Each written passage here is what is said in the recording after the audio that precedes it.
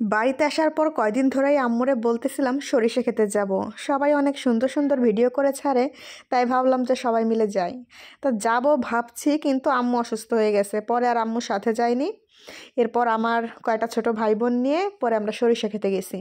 কিন্তু জমির মধ্যে গিয়ে দেখি সরিষা ক্ষেতগুলো এখন অনেক ছোট, ভালো করে বড় হয়ে পারেনি। কি করব, দূরে দেখলাম যে 2-3টা সরিষা ক্ষেত হয়েছে, তাও অনেক ছোট ছোট। পরে ভাবলাম যে কি আর করার, যতটুকু আছে যাই।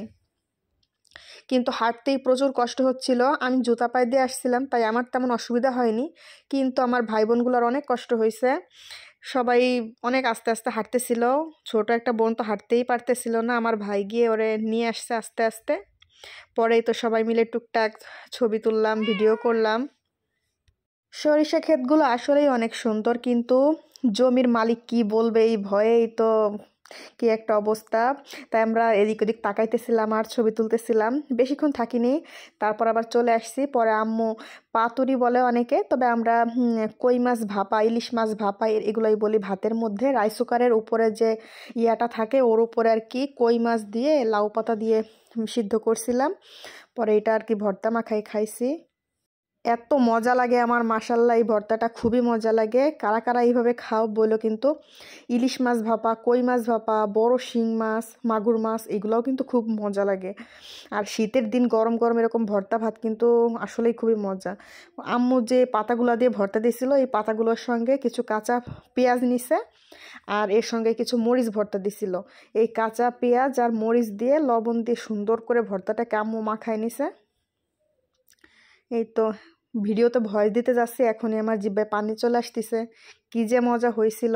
বাড়ি থেকে চলে আসছি, কয়েকদিন হয়েছে আসার পর এখানে একটা বিয়েও খাইছি।